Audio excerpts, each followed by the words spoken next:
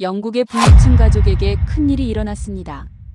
단란하던 영국의 한 가정에서 예상치 못한 일이 일어났다고 합니다.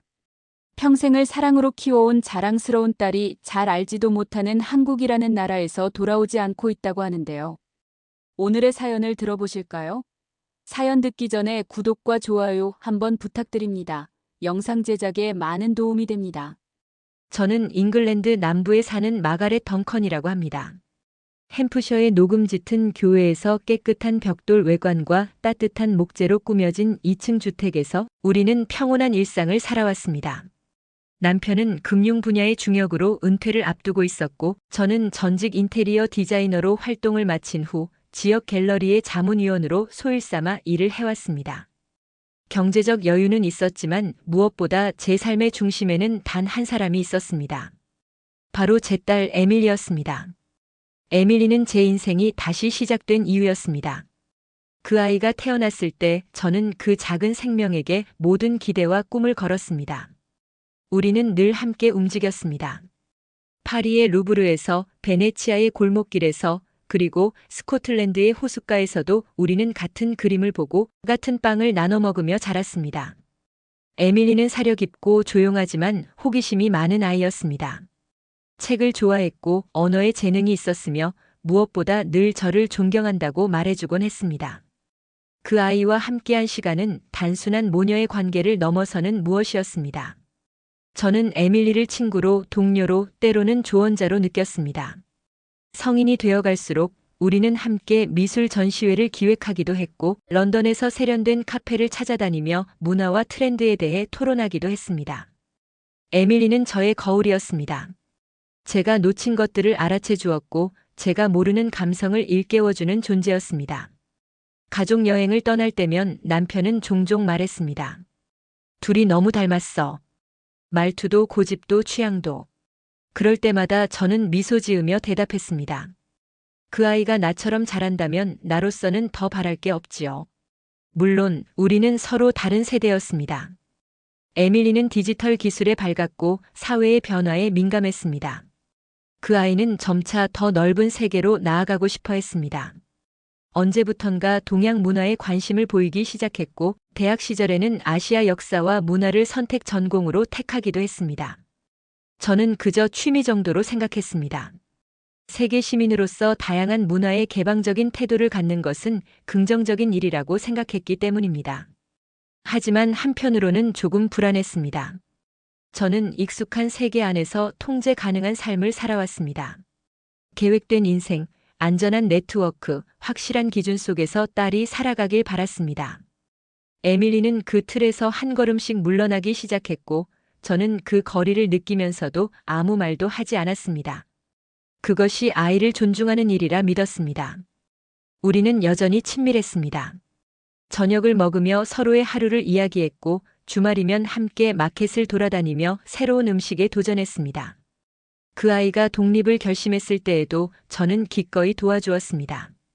런던 외곽의 조용한 동네에 아늑한 원베드룸 플랫을 구해주며 이제 너도 진짜 어른이구나라고 말했던 기억이 납니다. 하지만 저는 몰랐습니다. 그 아이의 눈이 제가 익숙한 세상이 아닌 전혀 다른 방향을 바라보고 있었음을요. 에밀리의 여정은 저와 함께한 기억을 등에 지고 출발했지만 목적지는 제가 상상한 그 너머에 있었던 것입니다. 그리고 그 여정은 제가 전혀 예측하지 못한 방향으로 이어졌습니다. 한국이라는 제게는 그저 먼 나라의 이름으로만 존재하던 그곳으로 교환학생을 가겠다고 하는 겁니다. 그 아이는 제 삶의 중심이었습니다. 그리고 저는 그 중심이 자신도 모르게 이동하고 있다는 사실을 너무 늦게야 깨달았습니다. 에밀리가 한국으로 떠난 뒤의 몇 주는 어쩌면 저의 삶에서 가장 애매한 공백으로 채워진 시간이었습니다. 모든 것이 그대로였지만 모든 것이 비어 있었습니다. 식탁의 반대편 에밀리의 자리가 멀쩡히 남아 있었고 그녀가 즐겨 마시던 민트티는 유통기한이 지나가고 있었습니다. 그 아이의 방에는 여전히 포스트잇이 가득 붙은 세계 지도가 있었고 머리맡에 독서 등은 매일 밤 저도 모르게 켜두곤 했습니다. 그 아이가 다시 돌아온다면 모든 것이 그대로일 것이라는 믿음은 일종의 위안이자 방어였습니다. 하지만 시간이 흐르며 그 믿음은 점점 조용히 금이 가기 시작했습니다. 약속했던 6주가 지났지만 그녀는 돌아오지 않았습니다. 그리고 7주째 저는 한 장의 사진을 이메일로 받았습니다. 사진 속 에밀리는 서울이라는 도시에 있었습니다.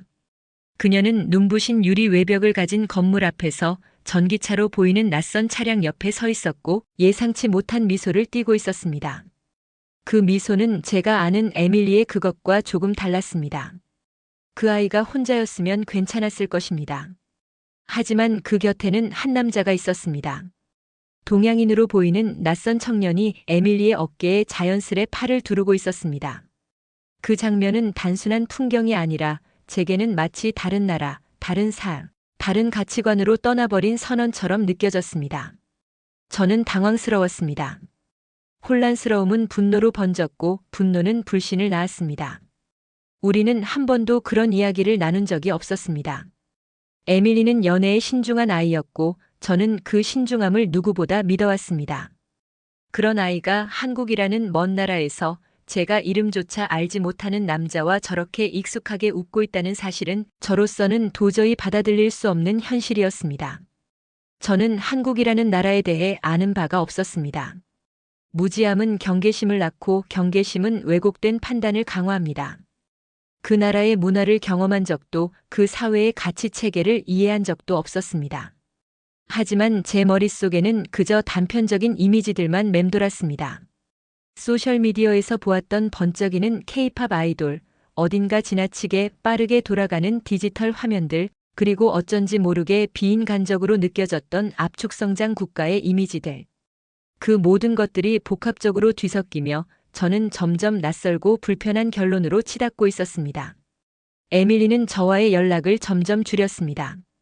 간단한 인사말은 사라졌고 어느 날부터는 메시지조차 더 이상 도착하지 않았습니다. 저는 그녀가 일부러 저를 밀어낸다고 느꼈습니다. 가르쳐준 것도 상의한 적도 없는 이방의 문화와 사람들을 향해 나아가는 에밀리의 선택은 제게는 배신처럼 느껴졌습니다. 저는 남편과도 몇 차례 언쟁을 벌였습니다. 그는 비교적 조심스럽게 상황을 받아들이려 했지만 저는 한치의 타협도 없었습니다. 에밀리가 영국에서 태어나 자라고 이곳에서 교육받으며 자아를 형성했으며 우리와 공유한 모든 것이 그 아이의 정체성을 이루고 있다고 믿었습니다. 그 정체성이 그렇게 쉽게 바뀔 수는 없다고 생각했습니다. 하지만 믿음은 때때로 이성보다 앞서 감정을 휘두릅니다. 저는 점점 더 단절을 선택했습니다. 애써 잊고 애써 무시하고 애써 스스로를 정당화하며 연락이 끊긴 채 몇 개월을 보냈습니다. 그 아이의 부재는 점차 익숙해졌지만 마음 한구석은 자주 허공을 긁었습니다. 그 부재가 선택된 것이라는 점에서 더욱 아팠습니다. 그러던 어느 날 크리스마스를 앞두고 한 통의 이메일이 도착했습니다. 제목은 단 3단어였습니다. I had a baby. 저는 한동안 아무 말도 하지 못했습니다. 사진 속 작은 존재가 담요에 쌓인 채 조용히 잠든 모습은 제가 몰랐던 시간의 깊이를 통째로 보여주고 있었습니다. 딸아이가 세운 가정, 제가 외면했던 선택, 그리고 이제는 감히 무시할 수 없는 삶이 거기 있었습니다. 그 순간 저는 선택의 기로에 놓여 있었습니다. 외면한 채로 남을 것인가 아니면 직접 가서 확인하고 이해하려 할 것인가. 저는 후자를 택하기로 했습니다.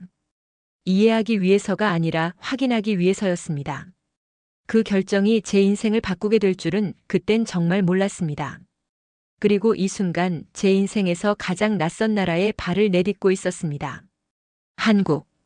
그 이름은 제 딸 에밀리가 사랑을 찾아 떠난 땅이자 제가 두려워하던 그 모든 것의 상징이었습니다.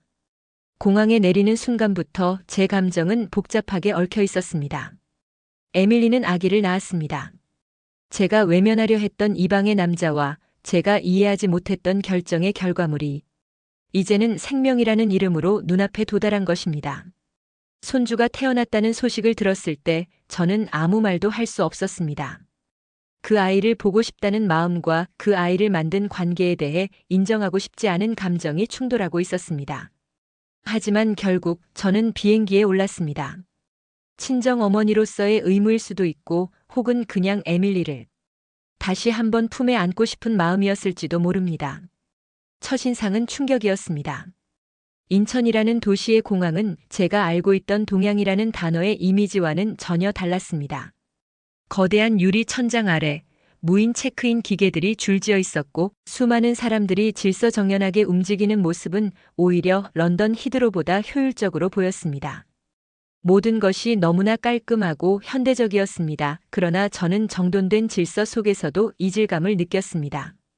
표정 없이 움직이는 사람들, 낯선 언어, 익숙하지 않은 간판들. 모든 것이 마치 거대한 실험실처럼 느껴졌습니다. 에밀리의 집은 서울 강남에 있었습니다. 택시에 몸을 실었고 저는 창밖을 바라보며 내심 각오를 다졌습니다. 좁고 오래된 골목, 낮은 주택, 전통 가옥 속에서 아이를 키우며 불편하게 살고 있을 것이라 생각했습니다. 그러나 제 예측은 완전히 빗나갔습니다. 그녀가 살고 있는 곳은 고층 아파트 단지였습니다. 현관에 들어서자 비밀번호로 문을 여는 시스템이 있었고 엘리베이터는 층수를 자동으로 인식하며 안내 방송을 해주었습니다. 문이 열리고 들어선 거실은 통유리로 햇빛이 가득 들어왔고 공기청정 시스템이 실시간으로 작동 중이었으며 모든 가전은 터치스크린과 음성으로 제어되었습니다. 저는 말문이 막혔습니다. 그녀가 작은 아파트에서 단촐하게 아이를 키우며 힘겹게 살고 있을 거라던 제 모든 상상은 한순간에 무너졌습니다. 이곳은 상류층은 아니더라도 분명히 고급의 범주에 속하는 집이었습니다. 그리고 무엇보다도 그 집은 에밀리의 선택이자 결정이 만든 결과였습니다. 그 순간 저는 참기 어려운 감정을 느꼈습니다. 당혹감과 자존심의 상처 그리고 묘한 질투까지. 내가 세워온 삶보다도 앞선 기술과 환경 속에서 딸이 아무렇지 않게 살아가는 모습은 기묘한 배신처럼 느껴졌습니다. 이곳이 진짜야? 속으로 중얼거리며 저는 무언의 부정을 시도했습니다. 아무리 편리하다고 해도 이방의 땅에서 아이를 키운다는 것은 위험하고 외로운 일이라 생각했기 때문입니다.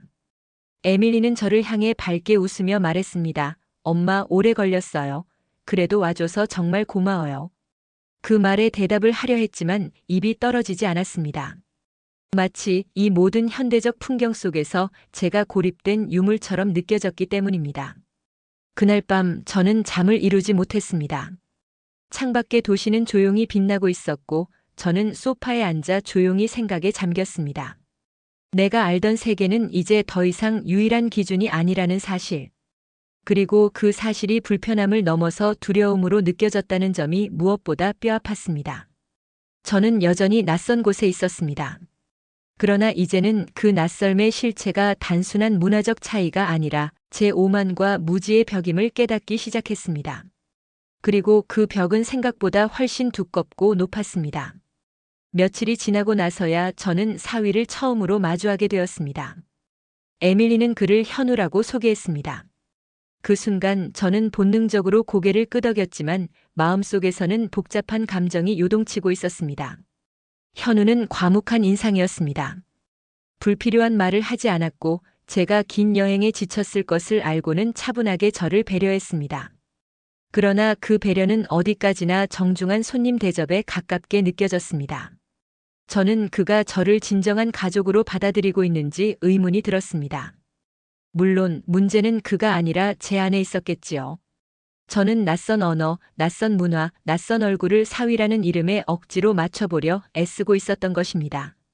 손주를 처음 품에 안았을 때 저는 잠시 그 모든 생각을 멈출 수 있었습니다. 아이의 체온, 아기의 심장 소리, 그 작고 연약한 생명은 언어도 국적도 역사도 초월해 제 가슴 깊숙한 곳을 건드렸습니다. 그 순간 저는 다시 엄마가 아닌 할머니가 되었습니다. 며칠 동안 저는 에밀리가 아이를 돌보는 모습을 관찰했습니다. 그녀는 매우 안정된 모습이었습니다. 수면 패턴을 기록하는 스마트 기기를 사용해 아이의 잠을 체크했고 분유 온도도 자동 조절되는 젖병 워머를 통해 맞췄습니다. 기저귀는 자동 센서가 상태를 알려주는 기능이 있었고 아기의 체온, 습도, 심지어 울음 패턴까지 실시간으로 모니터링되고 있었습니다. 저는 처음엔 믿지 못했습니다. 저희 세대는 아이가 우는 이유를 엄마의 촉으로 파악하던 시대였습니다. 그런데 이들은 정확한 데이터로 아이의 욕구를 분석하고 그것에 따라 조율하고 있었습니다. 그 모든 장비는 불필요한 과잉이라 생각했지만 시간이 지나며 저는 그것이 불편함을 줄이는 기술임을 깨닫게 되었습니다. 에밀리는 피곤한 기색 하나 없이 웃으며 말했습니다. 엄마, 이 시스템 덕분에 현우도 퇴근하고 나면 아이를 돌볼 수 있어요. 같이 알아보고 같이 육아하는 거예요. 그 말은 제게 낯선 문화 그 자체였습니다. 제 남편은 아이가 울면 신문을 들고 방을 나갔습니다. 육아는 여성의 일이라는 그 시절의 전제가 여전히 제 안에 뿌리 깊게 자리 잡고 있었던 것입니다. 그리고 저는 그날 밤 현우가 아기를 안고 리듬을 타며 아이를 재우는 모습을 조용히 지켜보았습니다. 아기는 그 품에서 잠이 들었고 그는 소리 없이 아이의 이불을 덮어주고 방을 나왔습니다. 그의 표정에는 피곤함도 억지스러움도 없었습니다. 그저 자연스럽게 아이를 사랑하는 아버지의 얼굴이었습니다. 그 순간 저는 알 수 없는 무력함과 동시에 묘한 안도감을 느꼈습니다. 이 남자가 제 딸의 남편으로 선택된 이유, 그리고 이곳이 에밀리가 선택한 삶이라는 이유, 그 모든 것들이 비로소 이해되기 시작했습니다. 물론 완전히 받아들이는 것은 아직 요원한 일이었습니다. 그러나 저는 처음으로 이해라는 단어를 꺼낼 수 있었습니다. 한국이라는 나라에 대한 두려움, 그리고 이 가족의 형태에 대한 거부감은 제 안의 오래된 프레임 속에서 만들어진 허상이었을지도 모른다는 생각이 들기 시작했습니다. 저는 그날 밤 처음으로 에밀리의 가족 사진을 휴대폰에 저장했습니다. 현우, 에밀리, 그리고 아기. 그들의 웃는 얼굴은 내 딸의 삶이 더 이상 내 그림자 속에 있지 않다는 사실을 말해주고 있었습니다. 그리고 저는 그 사진을 보고 있던 중 문득 깨달았습니다. 이 변화는 결코 하루아침에 온 것이 아닙니다. 그러나 그 시작은 아주 작은 틈에서 비롯됩니다. 균열은 그렇게 사랑이라는 감정에서부터 조용히 스며들기 시작한 것입니다. 도착한 첫 주가 지나고 제 일상은 점차 한국이라는 낯선 무대 위에서 조심스럽게 움직이기 시작했습니다. 에밀리는 제가 이곳에서 지내는 동안 지루하지 않게 해주겠다며 외출을 제안했습니다. 처음으로 나선 곳은 근처의 대형마트였습니다. 솔직히 저는 별 기대를 하지 않았습니다. 혼잡하고 어수선하며 뭔가 정리되지 않은 동네 시장 같은 곳을 상상했습니다. 하지만 도착하자마자 받은 첫인상은 저를 당혹스럽게 했습니다. 모든 것이 정돈되어 있었습니다. 입구에서 체온을 감지하는 시스템은 이미 자동화되어 있었고 쇼핑카트는 QR코드로 사용자 정보를 연동해 포인트와 할인 혜택을 실시간으로 안내했습니다. 계산대는 거의 무인으로 운영되고 있었으며 고객센터에는 AI 로봇이 영어로 저에게 인사를 건넸습니다. 그 모습에 저는 잠시 멈춰섰고 에밀리는 웃으며 말했습니다. 여긴 사람들이 줄을 서는 시간을 줄여줘요. 다 자동이에요. 마트에서의 경험은 시작일 뿐이었습니다. 며칠 뒤 저는 가벼운 감기 기운이 있어 병원에 들르게 되었습니다. 이곳에서 저는 진정한 문명의 속도를 체감했습니다. 진료 예약은 앱으로 몇 번의 클릭만으로 가능했고 병원에 도착하자 신분 확인부터 체온 체크, 문진까지 모든 과정이 디지털 패널을 통해 이루어졌습니다. 대기 시간은 채 10분을 넘기지 않았고 진료 후 약국은 병원과 연동되어 있어 처방전은 자동으로 전달되었으며 약 수령까지의 시간은 불과 7분. 저는 충격을 받았습니다. 영국에서는 GP 예약만도 며칠이 걸리고 처방약을 받기 위해 다시 약국에서 줄을 서야 하는 일이 다반사였기에 이 모든 것이 실화인가 싶을 정도였습니다. 가장 놀라운 것은 정부 시스템이었습니다. 에밀리가 저를 외국인 임시 가족 등록 시스템에 잠깐 등록하겠다고 했을 때 저는 머릿속에 수많은 서류와 복잡한 절차를 떠올렸습니다. 그러나 그녀는 스마트폰으로 단 5분 만에 등록을 마쳤고 그 결과 저는 임시 보호자 신분으로 어디서든 공공 서비스를 받을 수 있는 상태가 되었습니다. 이건 한국이 팬데믹 이후에 만든 시스템이에요. 효율이 생명이죠. 저는 그 순간 부끄러움을 느꼈습니다. 지금까지 제가 선진국이라 자부하던 나라의 시스템은 여기서 체험한 빠르고 정확한 시스템 앞에서 무색해졌습니다. 이 나라는 결코 뒤처진 곳이 아니었습니다. 오히려 저보다 한 발 앞서 있었습니다. 제 머릿속에 있던 한국의 이미지는 여전히 과거의 편견에 사로잡혀 있었습니다. 좁은 골목, 낮은 천장, 혼잡한 거리. 그러나 현실은 고층 아파트의 첨단 보안 시스템과 도심 속에서도 빠르게 흐르는 무인교통, 그리고 세대 간 소통이 자연스러운 디지털 환경 속에서 살아가는 이들이었습니다. 현우는 아이의 예방접종 일정을 앱으로 관리하고 아기의 성장 그래프를 AI가 분석해 권장 발달 활동을 알려줍니다. 에밀리는 집에서 원격으로 영어 수업을 진행하며 커리어를 이어가고 있었고 그 모든 것이 무리 없이 돌아가고 있었습니다. 저는 그제야 깨달았습니다. 제 딸은 다른 세계로 도망친 것이 아니라 더 나은 세상을 선택했던 것이었습니다. 그리고 그 선택은 어떤 불편함의 타협이 아니라 명백한 삶의 진보였다는 사실을 인정할 수밖에 없었습니다. 그날 밤 저는 처음으로 여기서라면 나도 살 수 있겠다는 생각을 했습니다. 익숙함이라는 이름 아래 숨어있던 저의 자만과 편견은 그날 하나씩 무너져 내리고 있었습니다. 한국에서의 시간이 어느덧 2주를 넘기고 있었습니다. 처음에는 이방인의 눈으로 모든 것을 경계하며 바라보던 제가 이제는 어느새 아침이면 자동 커튼이 열리는 소리에 눈을 뜨고 무인 택배 시스템에 익숙해진 스스로를 발견하게 되었습니다. 하지만 제가 가장 놀라고 또 가장 낯설게 느꼈던 것은 에밀리와 현우가 아이를 키우는 방식이었습니다. 그들의 육아는 제가 기억하는 그것과는 너무나 달랐습니다.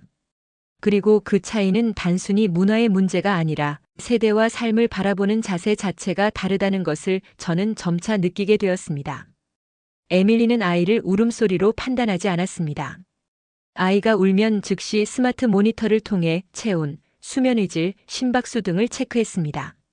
엄마의 감이 아닌 데이터 기반의 직관이 이 집에서는 중심이었습니다. 과거 저는 에밀리를 키울 때 아이가 울면 품에 안고 어르고 때로는 아무 이유 없이 그저 함께 울곤 했습니다. 그 방식이 비효율적이라고 생각해 본 적은 단 한 번도 없었습니다. 그러나 지금 이 집의 방식은 달랐습니다. 조용하고 정돈되어 있으며 불필요한 감정 소모가 없었습니다. 현우는 육아에 있어 전적으로 파트너였습니다. 그는 아이를 씻기고 이유식을 준비하며 새벽 수유도 마다하지 않았습니다. 그 모습을 보는 제 마음은 복잡했습니다. 처음에는 이질감이었습니다. 어떻게 남자가 저렇게까지 아이를 돌보지? 저건 과한 거야. 보여주기식일 수도 있어. 그렇게 애써 스스로를 위로했습니다. 그러나 시간이 흐르면서 그 이질감은 부러움으로 바뀌었습니다. 어느 저녁 에밀리는 저에게 이렇게 말했습니다. 엄마, 제가 엄마에게서 받은 사랑은 지금도 제 중심이에요. 그 사랑이 있었기에 전 제 아이에게 더 좋은 방법을 선택할 수 있는 사람이 된 거예요. 그 말은 제 가슴을 저리게 만들었습니다. 제 육아가 부족했을까 두려워하던 제게 그녀는 더 나은 삶 위에 저의 과거를 올려두고 있었던 것입니다. 저는 딸이 저를 뛰어넘는다는 사실을 처음으로 받아들였습니다. 그리고 그것이 결코 슬픈 일이 아니라 한 세대가 다음 세대를 더 나은 곳으로 이끄는 자연스러운 일이란 걸 그제야 깨달았습니다. 서로 함께 만들어가는 이 현대식 가족은 제가 상상하던 전통적 틀과는 달랐습니다. 그러나 그 안에는 놀랍도록 따뜻한 질서와 효율과 감성이 공존하는 조화가 있었습니다. 저는 거울을 보며 생각했습니다. 나는 내가 알던 모성이 전부라고 믿어왔구나. 하지만 이곳에서 난 또 다른 형태의 모성을 본다. 그리고 그건 분명히 아름답다. 그날 밤 저는 아이를 품에 안은 에밀리의 모습을 보며 처음으로 딸의 선택이 올바랐다는 확신을 갖게 되었습니다. 그리고 저는 제 속에 오랫동안 응고되어 있던 내 방식이 옳다는 집착을 조용히 내려놓기 시작했습니다. 저는 여성이라면 일정 시점에서 가정을 선택해야 한다는 사회적 분위기 속에서 살아왔습니다. 저는 운이 좋게도 제 삶을 제가 선택할 수 있는 위치에 있었고 딸 역시 같은 자유를 누리길 바랐습니다. 하지만 한국이라는 낯선 나라에서 딸이 여전히 자신의 전문성을 유지하며 일하고 있다는 사실은 제게 경외심과 함께 약간의 혼란을 안겨주었습니다. 에밀리는 한국에서 잘 나가는 IT 기업의 브랜드 전략팀에서 일하고 있었습니다. 그리고 그녀는 단순한 직원이 아니라 중요한 프로젝트를 주도하는 핵심 인재였습니다. 저는 그 사실을 에밀리의 사무실에 동행한 어느 날 처음으로 체감하게 되었습니다. 그날 저는 딸이 잠시 사무실에 들러야 한다는 말에 따라 나섰고 서울 강남의 고층 빌딩 속 유리로 된 자동문이 열리며 저는 마치 미래 도시의 한가운데에 들어선 듯한 느낌을 받았습니다. 모든 것이 정제되어 있었고 효율적이었으며 사람들은 서로를 이름이 아닌 직무로 존중하고 있었습니다. 회의실에서 그녀가 회의를 이끄는 모습은 제가 알던 딸이 아닌 전혀 다른 사람이었습니다. 명확한 의견 전달, 복잡한 데이터를 유연하게 해석하는 능력, 그리고 무엇보다 타인과 협력하면서도 중심을 잃지 않는 안정감. 그녀는 그 공간에서 딸이 아니라 전문가로서의 에밀리였습니다. 저는 부끄럽게도 그 순간까지도 한국 여성은 전통적이고 순종적일 것이라는 고정관념을 가지고 있었습니다. 그러나 그곳에서 제가 마주한 여성들은 모두 자율적이었고 자신의 삶을 스스로 결정하는 데 있어 거리낌이 없었습니다. 그들은 높은 수준의 교육을 받고 기술에 대한 이해도 역시 매우 높았습니다. 회의가 끝난 뒤 에밀리는 자동으로 예약된 전기차를 불러 저를 데려왔고 집 안에 들어서자마자 AI 스피커가 조명을 조절하고 공기청정기를 작동시켰습니다. 그 모든 장면은 마치 제가 한 편의 미래 다큐멘터리에 들어온 듯한 기분이었습니다. 엄마, 요즘엔 유모차도 스마트 기능이 있어요. 온도 조절, GPS, 충돌 감지까지 다 되거든요. 에밀리의 말은 허풍이 아니었습니다. 정말로 이 집에서는 그 모든 것이 현실이었습니다. 그리고 저는 자문했습니다. 내가 딸을 걱정하느라 얼마나 많은 것을 놓치고 있었던가. 한국은 단순히 낯선 나라가 아니었습니다. 그곳은 이미 첨단성과 삶의 질 그리고 여성의 사회적 역량이 동시에 구현되고 있는 사회였습니다. 그리고 그 안에서 저의 딸은 자기 삶의 방향을 또렷이 이끌고 있었습니다. 이 사실은 제 마음을 뒤흔들었습니다. 저는 오랫동안 전통적인 방식이 최선이라는 믿음을 품고 있었습니다. 그러나 지금 이 자리에서 저는 변화를 두려워하지 않는 딸이 오히려 저보다 훨씬 더 성숙한 선택을 하고 있었음을 인정하게 되었습니다. 그날 밤 저는 침대에 누워 오랜만에 거울을 보았습니다. 그 거울 속에는 더 이상 편견으로 가득 찬 영국의 어머니가 아닌 새로운 시선을 배우고 있는 한 명의 사람이 비치고 있었습니다. 한국에 온 지도 어느덧 한 달이 가까워졌습니다. 처음엔 단지 손주를 보기 위해 잠시 머무는 방문일 줄 알았지만 이제는 제 마음속 어딘가에 이곳의 색채가 서서히 스며들고 있음을 느낍니다. 그리고 오늘 저는 한국에서 가장 꺼리던 일정 중 하나를 맞이하게 되었습니다.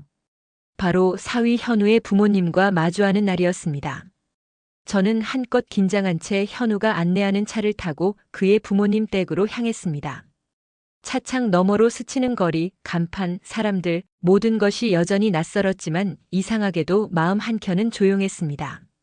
에밀리가 행복하게 살고 있다는 확신이 제 마음에 작은 여유를 허락해 주었기 때문입니다.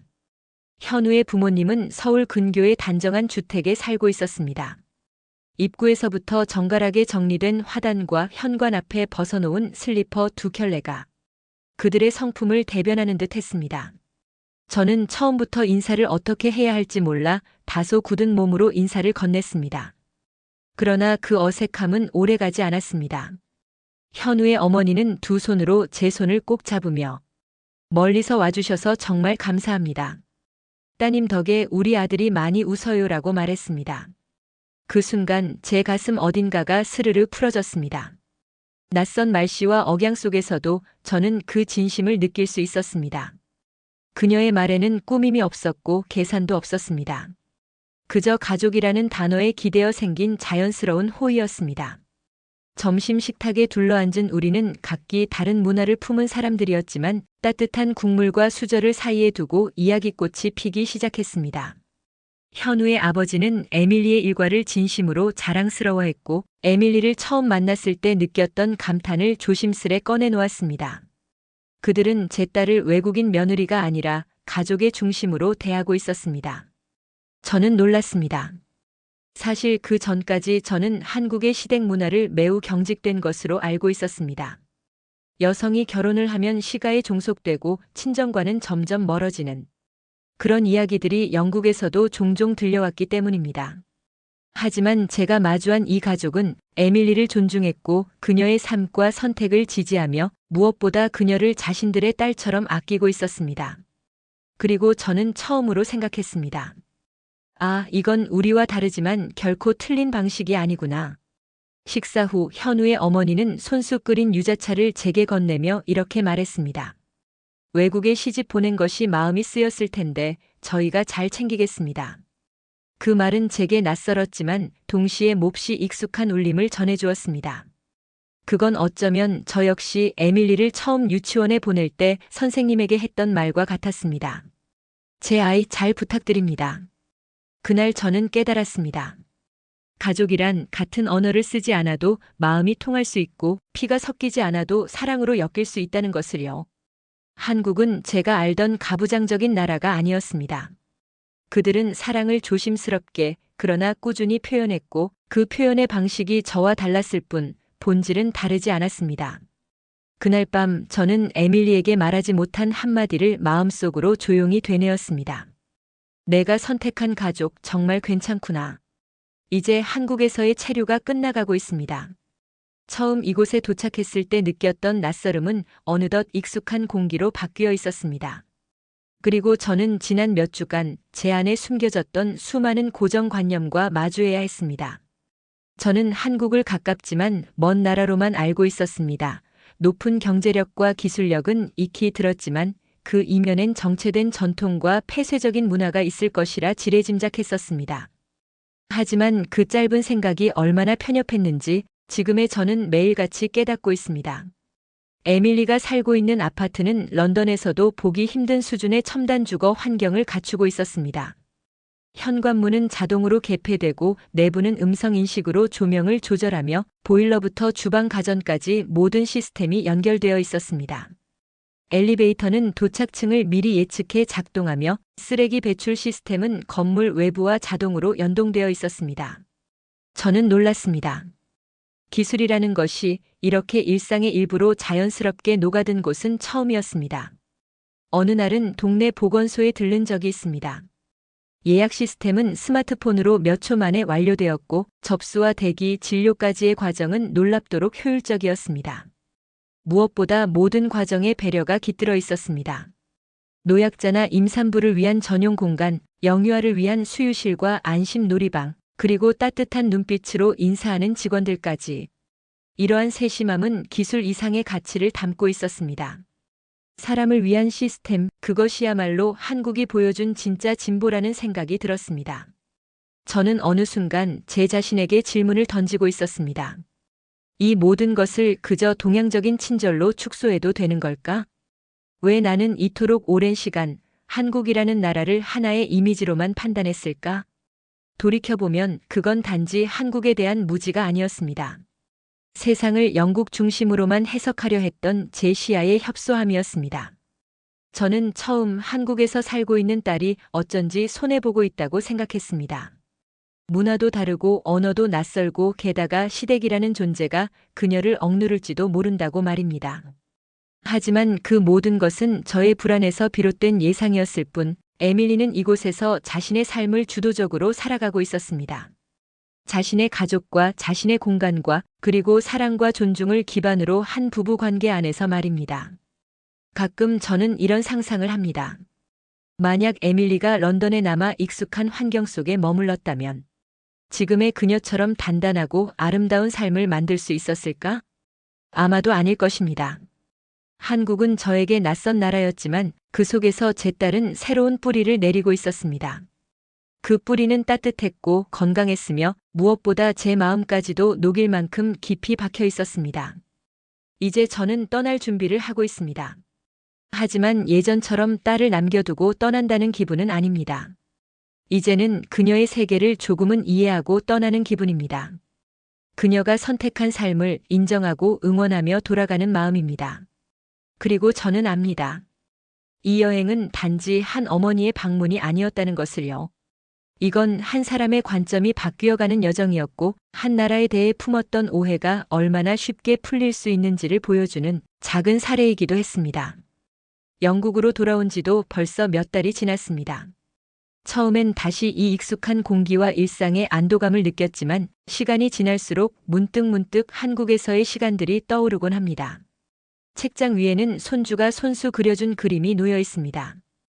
그림 속에는 깔끔한 아파트 외관과 하늘을 가르는 고속 열차, 그리고 큰 웃음을 짓고 있는 가족들이 있었습니다. 저는 그 그림을 볼 때마다 한국이라는 나라에 대해 생각하게 됩니다. 그곳은 제가 알던 동양의 한 국가가 아니었습니다. 그곳은 제 딸의 삶이 이어지고 있는, 그리고 제가 몰랐던 수많은 사람들의 노력과 배려, 기술과 문화가 살아 숨쉬는 현대적인 삶의 공간이었습니다. 제가 한국에 대해 품고 있던 오해는 단지 정보 부족의 문제가 아니었습니다. 그것은 오랜 시간 쌓여온 문화적 편견과 다름에 대한 두려움이 만들어낸 심리적 거리감이었습니다. 이제 저는 압니다. 진심으로 누군가의 삶을 이해하려면 그들이 살아가는 방식을 직접 보고 그 선택의 배경을 있는 그대로 받아들여야 한다는 사실을 말입니다. 딸을 향한 실망과 걱정으로 시작되었던 이 여정은 결국 제 안의 벽을 허물고 새로운 시선을 얻게 한 귀중한 시간이었습니다. 저는 더 이상 한국을 두려워하지 않습니다. 오히려 그곳이 제 딸에게 더 좋은 세계를 열어주었다는 것을 진심으로 인정하게 되었습니다. 그리고 저는 자주 손주와 영상 통화를 합니다. 그 아이는 유창한 두 언어를 넘나들며 이야기하고 가끔 저에게 할머니도 한국 오고 싶어요? 라고 묻습니다. 이제 저는 망설이지 않고 대답할 수 있습니다. 그래, 다시 가고 싶단다. 이 이야기는 단지 한 어머니의 기록이 아닙니다. 이것은 우리가 다름을 어떻게 인식하고 그 인식이 얼마나 쉽게 바뀔 수 있는지를 보여주는 이야기입니다. 마가렛 덩컨은 영국의 현대적 부유층에서 자란 인물로 처음엔 한국이라는 나라에 대해 아무런 이해 없이 선입견을 품고 있었습니다. 하지만 그녀의 딸 에밀리 덩컨의 삶을 통해 그녀는 점차 그 편견의 허술함과 한국이 가진 실제 모습의 다채로움에 눈을 뜨게 되었습니다. 한국은 기술적으로만 발전한 나라가 아닙니다. 그곳은 인간 중심의 시스템이 살아있고 다름을 포용하는 유연한 문화를 갖추고 있으며 동서양의 조화를 이루어가고 있는 미래형 공동체입니다. 과연 우리는 얼마나 많은 나라에 대해, 얼마나 많은 사람에 대해 알지도 못한 채 이미 판단을 내리고 살아가고 있으신가요? 구독자님들의 의견은 어떠신가요? 댓글로 알려주세요. 오늘의 영상이 좋으셨다면 구독과 좋아요 부탁드립니다. 영상 제작에 아주 큰 힘이 됩니다. 내일 더 좋은 영상으로 찾아뵙겠습니다. 구독자님들의 삶이 빛나고 행복이 가득하시길 진심으로 바랍니다. 긴 영상 함께 해주셔서 감사합니다.